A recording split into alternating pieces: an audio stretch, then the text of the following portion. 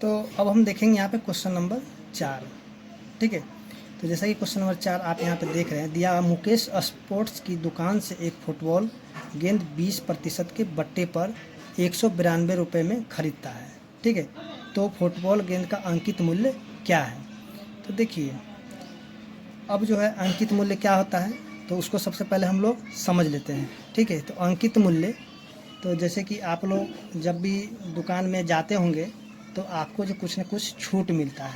ठीक है, मान लीजिए कि अब कोई भी वस्तु है, आप जब उसको जब खरीदने के लिए जब जाते हैं तो उसको आपको या तो 20% या फिर 10% या फिर 15% या 50% का आपको डिस्काउंट मिलता है। ठीक है, तो उसको वो जो छूट मिलता है उसको हम लोग बोलते हैं बट्टा। क्या बोलेंगे? बट्टा, या फिर इंग्लिश में हम लोग बोलते हैं उसको डिस्काउंट। ठीक है, तो जो जितने प्रतिशत का था यानी कि उतने प्रतिशत का आपको क्या मिला? छूट मिला, या फिर डिस्काउंट मिला, या फिर बट्टा मिल गया। ठीक है ना, तो अब जो वो छूट किस पे मिलेगा? तो छूट आपको जो है वो विक्रय मूल्य पर नहीं मिलेगा। ठीक है ना, क्या है कि विक्रय मूल्य पर आपको वो छूट नहीं मिलेगा। ठीक है, जब भी आपको मिलेगा तो वो जो है उसका अंकित मूल्य होगा, उसी अंकित मूल्य पर आपको जो है क्या मिलेगा? वो बट्टा मिलेगा या फिर छूट मिलेगा। ठीक है, तो इसको जो है अगर अगर वो जो है विक्रय मूल्य पर आपको अगर छूट देता है तो उसको फिर से लॉस हो जाएगा। तो दुकानदार लोग क्या करता है, जैसे कि अब 100 रुपये का सामान है, उसमें क्या करता है कि उसमें उसका दाम बढ़ाता है 150 रुपये, और उसमें क्या करता है फिर 150 रुपये में क्या करता है कि आपको जो इसमें डिस्काउंट देता है 10% का, 20% का, जितना भी वो आपको इसके ऊपर देगा। तो ये पहले हो गया, यानी कि इसका जो बेचने वाला मूल्य हो गया SP, और इसी में जो है आगे जब आगे बढ़ा दिया तो इसको बोलते हैं MP, यानी कि मार्केट प्राइस हो गया। ठीक है, तो यहाँ पे कितना हो गया, मैंने कि 50 रुपये जोड़ दिया तो 150 हो गया, और इसी पर जो आपको क्या करेगा 10% 20% जितना भी छूट देना होगा आपको इसी पर देगा, इस पर आपको छूट नहीं देगा।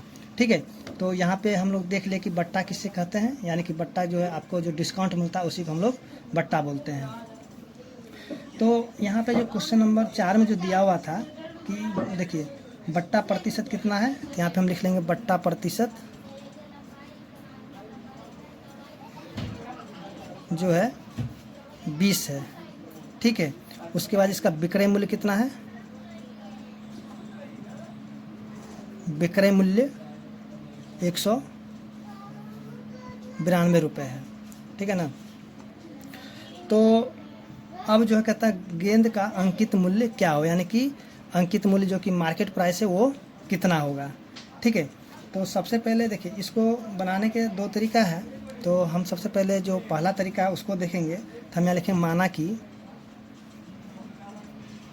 माना कि वस्तु का, सॉरी यहाँ क्या है, फुटबॉल का अंकित मूल्य 100 है। ठीक है, तो उसके बाद बट्टा कितना है? 20% यहाँ पे दिया हुआ है। तो यहाँ पे लिखेंगे फुटबॉल का विक्रय मूल्य कितना हो जाएगा,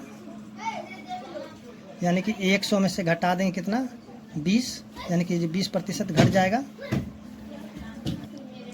तो फुटबॉल का विक्रय मूल्य कितना होगा? 100 में से हम घटा देंगे, यानी कि पूरा क्या अंकित मूल्य था और इसमें से हम 20 घटा देंगे तो ये विक्रय मूल्य हो जाएगा, यानी कि 80% हो जाएगा। ठीक है ना, तब देखिए 80% का जो मान कितना दे दिया? 192 रुपये। ठीक है, यहाँ पे जो ना 80% का मान कितना है?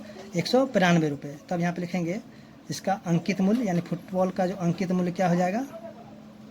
ये हो जाएगा 192 गुना में 100 और बट्टा में ये जो 80% है। ठीक है ना, तो प्रतिशत जब हटाए तो 100 क्या हुआ? ऊपर चला गया। अब इसको यहाँ पे हम काट देंगे।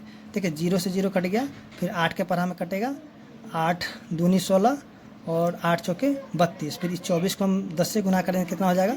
240 रुपये।